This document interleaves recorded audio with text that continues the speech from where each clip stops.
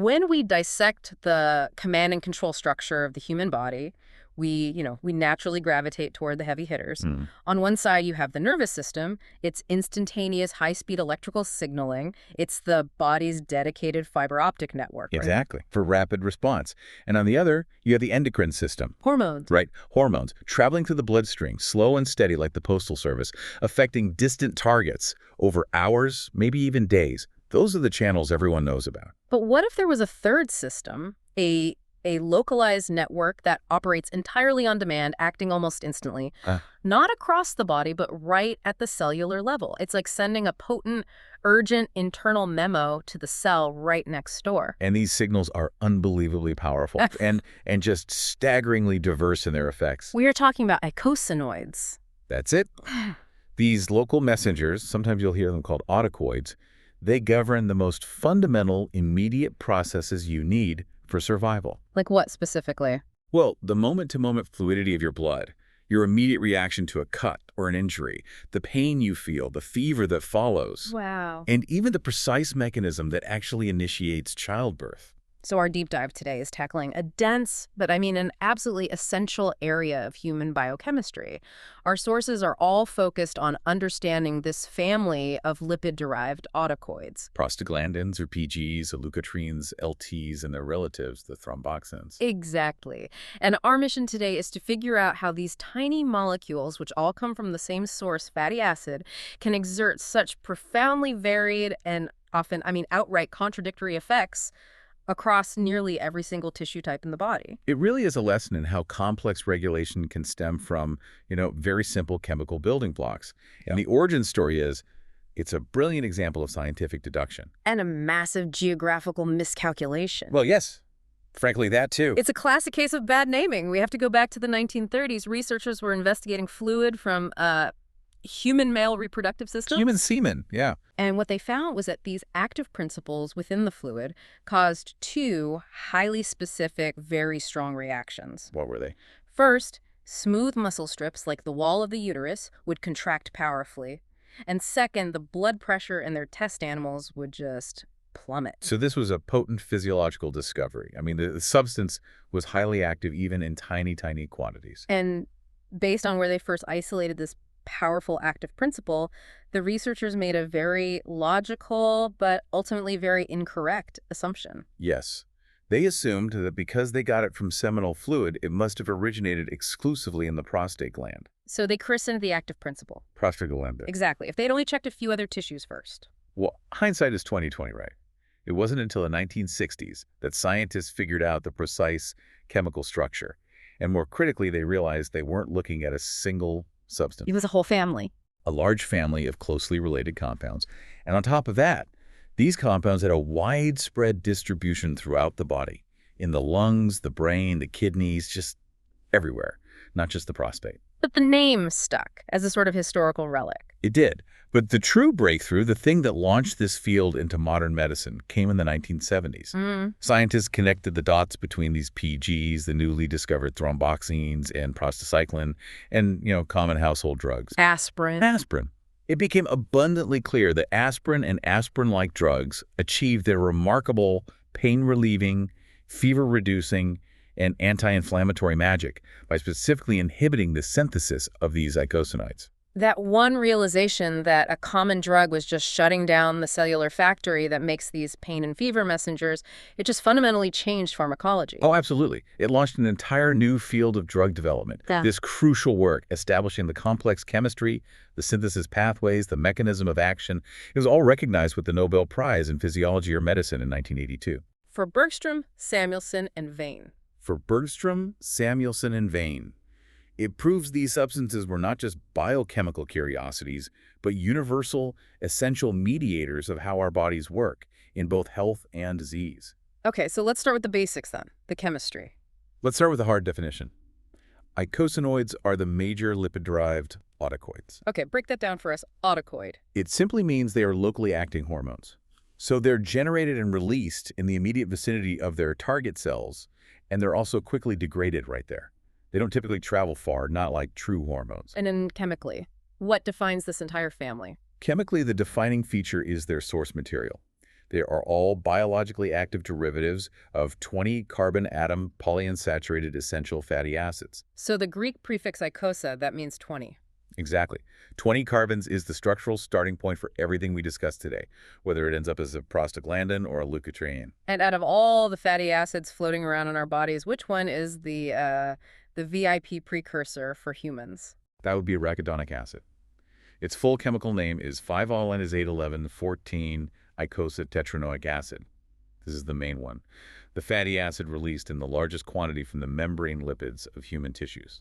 So everything flows from this one molecule. All the PGs, TXs, and LTS, they all flow from this single, flexible precursor molecule. Okay, so arachidonic acid is released, and then it goes one of two ways. Let's unpack the structural differences, because that's what determines function, right? It is. Let's start with the prostaglandins and the thromboxanes, PGs and TXs. What's their main feature? These are the cyclic eicosanoids. Their defining feature is the introduction of a 5-membered ring structure right in the middle of that 20-carbon chain. Like a little loop in the middle. A loop in the middle Yeah. with 2 side chains extending out. And the specific type, whether it's an A, B, C, D, E, or F, depends entirely on the oxygen-containing functional groups attached to that ring. And if you look at the names like PGE or PGF2 you always see that subscript 2. Why is that 2 series so important? That subscript 2 is a critical piece of chemistry. It tells you the source material. Arachidonic acid. Right. Arachidonic acid starts with 4 double bonds. During the enzymatic process that forms that 5-membered ring. The cyclization. That cyclization, exactly. 2 of those 4 double bonds have to be saturated or converted to single bonds to close the ring. Okay, so if you start with 4 double bonds and 2 get used up. You are left with exactly 2 double bonds in the final side chains.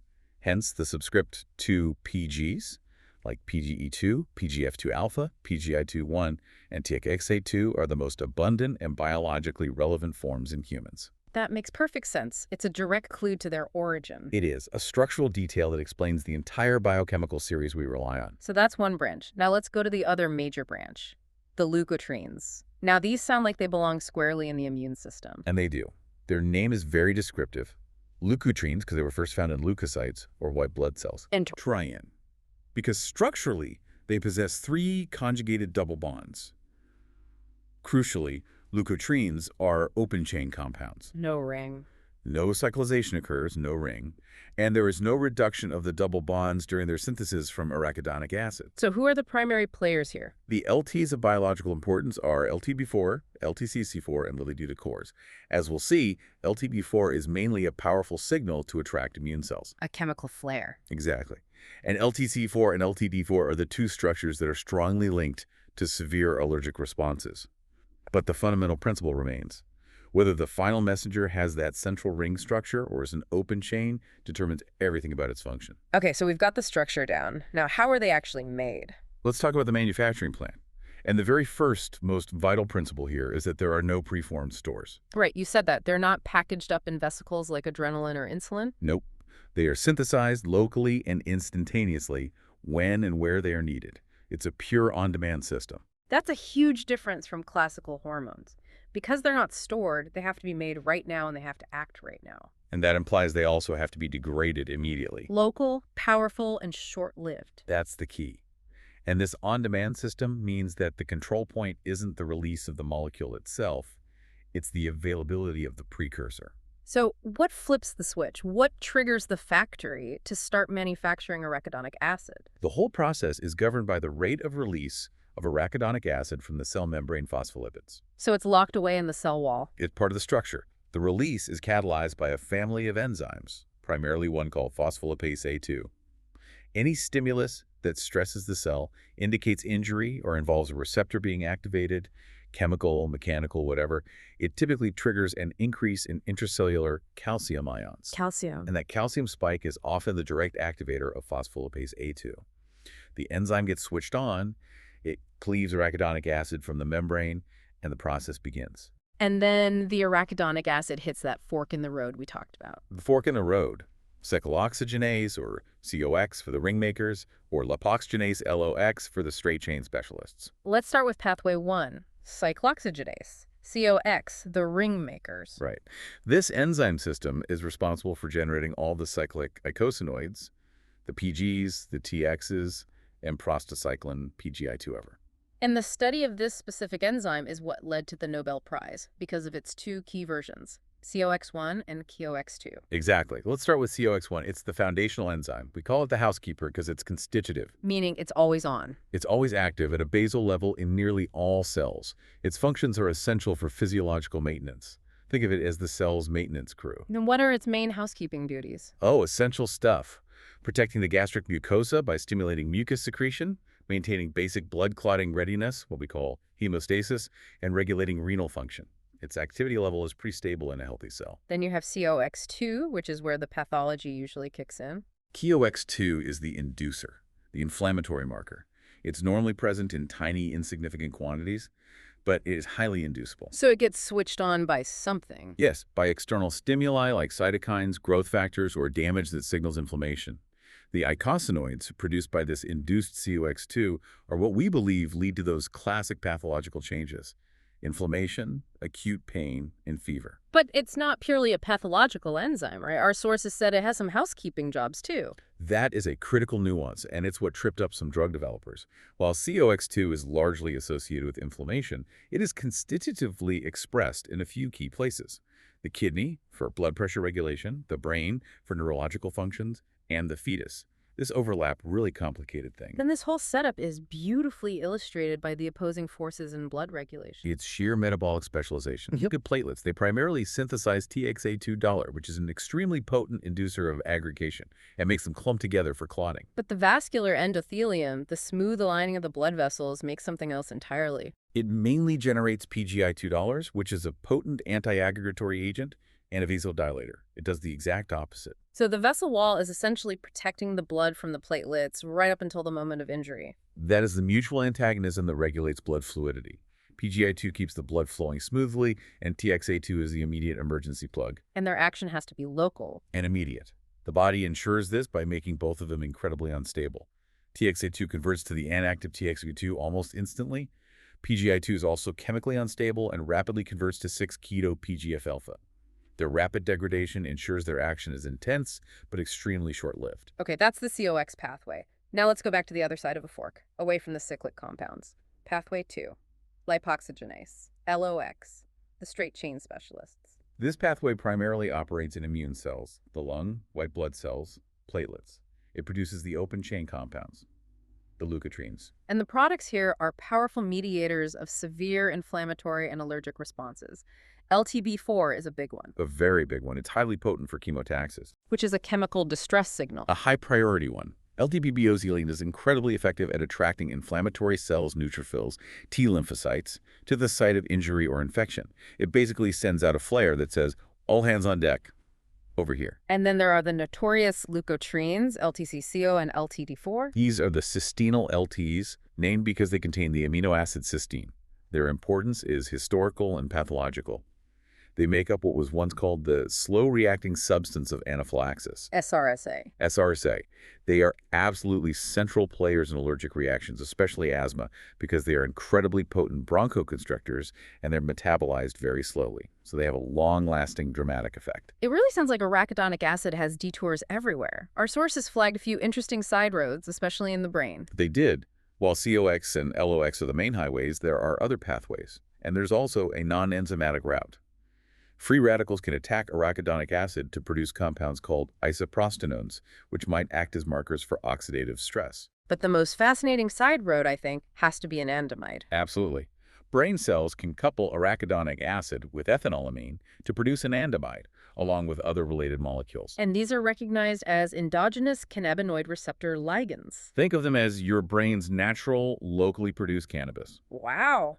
A local lipid-derived messenger that affects mood, pain perception, and behavior. And just like other eicosanoids, anandamide is synthesized only when needed at the site of action, and it is quickly degraded. This suggests a highly localized and transient role in neuromodulation. So these 20 carbon derivatives aren't just for inflammation and clotting, they're deeply involved in governing our mental state, too. They are. Which brings us to their cascade of actions. And as we transition, we have to reiterate that core principle. Eicosanoids produce a staggering variety of actions, often with opposite effects. It is all about balance and context. Let's start where that balance is most critical. The cardiovascular system and that platelet tug-of-war. Right. On the one hand, PGE2 drawers and the critical PGI2 drawer cause widespread vasodilation, which lowers blood pressure. They relax the blood vessel. They do. Conversely, TXA2 consistently produces potent vasoconstriction. It tightens them up. So PGI2 made by the vessel wall is constantly fighting TXA made by the platelet. Precisely. TXA02 from platelets made via COX1 induces aggregation and clotting. PGI2 from the endothelium, made via COX2 in the vessels, is a potent inhibitor of that aggregation. This antagonism is the body's primary minute-to-minute regulator of blood fluidity. And this mechanism is the bedrock of antithrombotic therapy, especially with low-dose aspirin. Tell us again why the low dose is so brilliant. The brilliance is leveraging cell biology. Aspirin irreversibly inhibits COX1. Platelets have no nucleus. So they can't make new enzymes. They can't. That COX1 inhibition is permanent for the entire lifespan of that platelet. But the vessel wall cells, which make the anti-aggregatory PGA2 Like denucleated. yes, they can synthesize fresh COX enzymes within hours. So with the low dose, we maximize the permanent inhibition of the platelet's pro-clotting TXE2 production, while the vessel wall quickly recovers its ability to produce the anti-clotting PGI2. You shift the whole balance toward anti-clotting. You do. And this balance issue is exactly why some of the selective COX2 inhibitors had such catastrophic failures. You mean Vioxx? Exactly. Drugs like rofecoxib were developed to target COX2 inflammation while sparing the stomach-protecting COX1. But they also suppressed the constitutive TOX2CO2 needed by the vessel wall to make that protective PGI2. So you knock out the anti-clotting signal, but leave the pro-clotting signal mostly intact. And you drastically shift the balance toward thrombosis. It led to an increase in heart attacks and strokes, forcing them off the market. It was a harsh lesson. A very harsh lesson. Let's move from the vascular system to the reproductive system, specifically the uterus. Here, the action is much more consistent. Both PGA and PGS and PGF2 alpha consistently contract the human uterus, pregnant or not. And the sensitivity changes during pregnancy. It does. It increases progressively. They mediate the initiation and progression of labor. At term, they act locally to soften and ripen the cervix, making it compliant for delivery. Which is why NSIs can delay labor if you take them too late in pregnancy. That's the flip side, yes. And pathologically, this directly explains dysmenorrhea, or painful periods. How so? Many women who suffer from it experience it because of increased PG synthesis by the endometrium. This high concentration leads to uncoordinated, painful uterine contractions. The contractions compress blood vessels, causing uterine ischemia, a lack of oxygen, which amplifies the pain. So NSAIs are effective because they just shut down the production of the PGs causing the pain. Directly. It's one of their most effective uses. Now, the respiratory system is another great example of that paradoxical nature. It's a complete tightrope walk. PGF2 alpha, PGD2, and TAK-tailor are all incredibly potent bronchoconstrictors. Some are even more powerful than histamine. The classic allergy mediator. Right. And yet, PGE2 is a powerful bronchodilator. It does the opposite. So asthma is basically an icosanoid civil war. That's the core hypothesis. Yep. An imbalance favoring the constrictor PGs and, most importantly, those cystinyl leukotrienes, LTCC and LTD, they cause prolonged, powerful constriction. And this imbalance explains that really confusing phenomenon of aspirin-induced asthma. It does. If you inhibit the COX pathway with aspirin in a susceptible person, the sister shunts all that available arachidonic acid down the lipoxygenase pathway instead. So you get a flood of leukotrienes. A massive overproduction of LTCT and LTT2. And since these are incredibly potent constrictors, the patient suffers a severe immediate asthma attack. It's a phenomenal example of pathway dynamics. Let's shift to the gastrointestinal tract, where PGs play that crucial protective role. Yes, this is COX1's specialty. PGG2 acts as a natural, essential ulcer protective. How does it do that? It does four things at once. It reduces acid secretion, it suppresses gastrin release, and most importantly, it dramatically increases the secretion of protective mucus and bicarbonate, while also enhancing mucosal blood flow. It's the ultimate internal barrier crew. Exactly. And the well-known ulcerogenic action of traditional NSAIDs is directly attributable to the loss of this protective influence. You inhibit KOX1, you strip away the natural gastric defense. Which is why the selective KOX2 inhibitors are easier on the stomach. Precisely. They leave that protective KOX1 housekeeper largely intact. Okay, from the gut, let's jump up to the brain and peripheral nerves. Pain, inflammation, and fever. This is where most people interact with this pathway directly. Yes, when they reach for an Advil or Tylenol. PGE2A is the primary mediator of pyrogen-induced fever, What's a pyrogen? a substance like a cytokine released during an infection.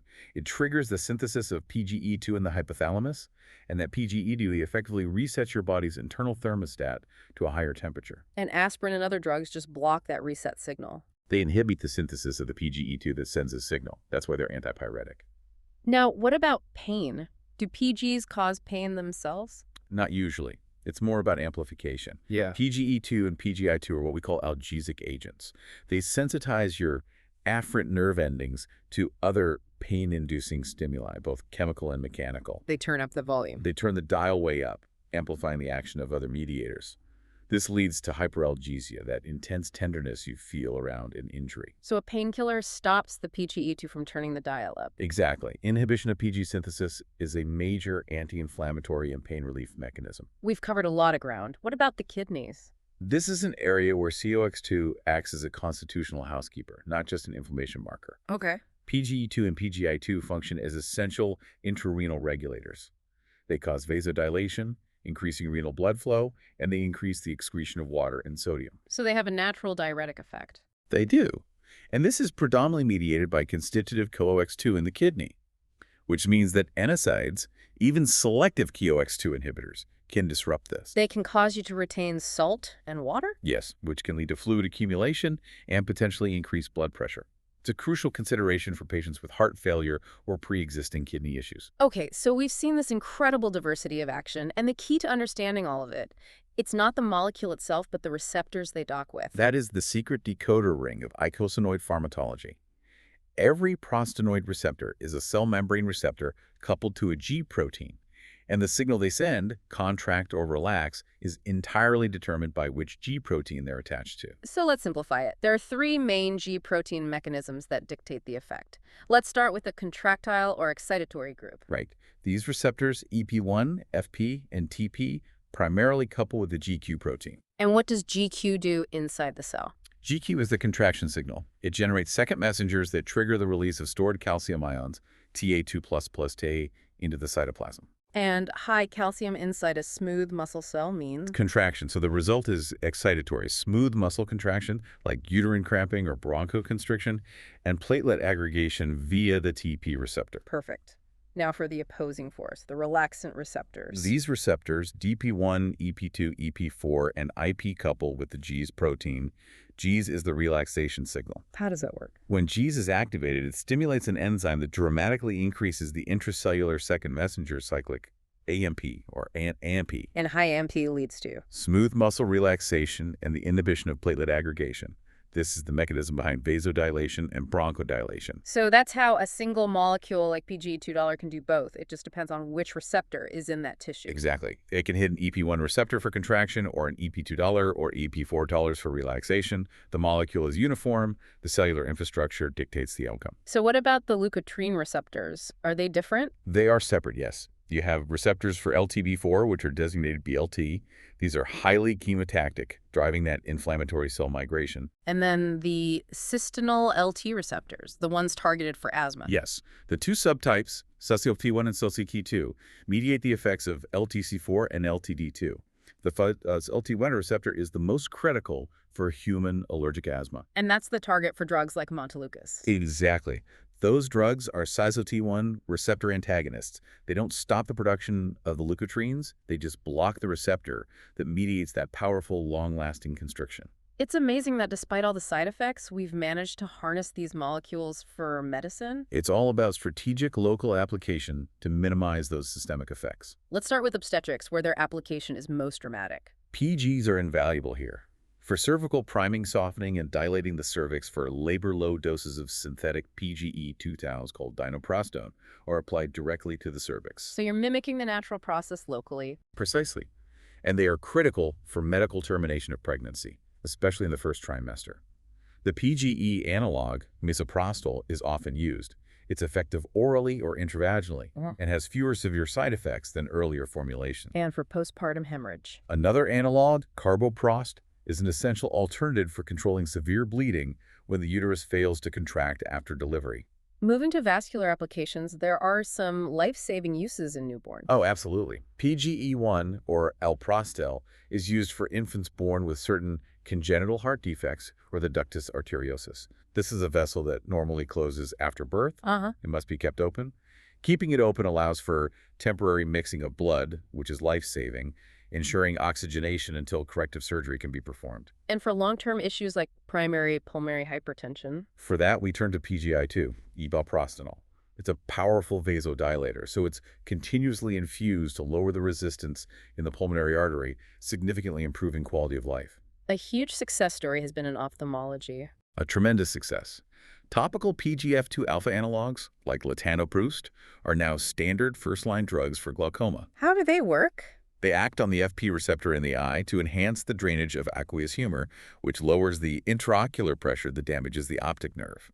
It's a highly localized long-term therapy. And we should probably just quickly revisit those ubiquitous side effects that limit their broader use. They're a direct consequence of their powerful, nonspecific action on smooth muscle everywhere. When given systemically, you see intense nausea, vomiting, watery diarrhea, severe uterine cramps, flushing, a drop in blood pressure. The works. The works.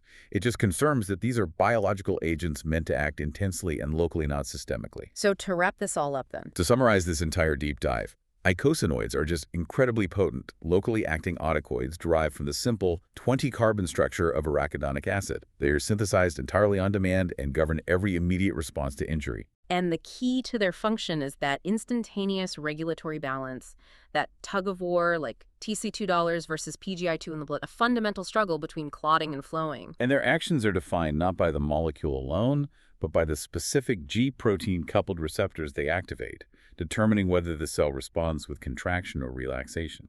Which brings us back to that strange, fascinating frontier of research.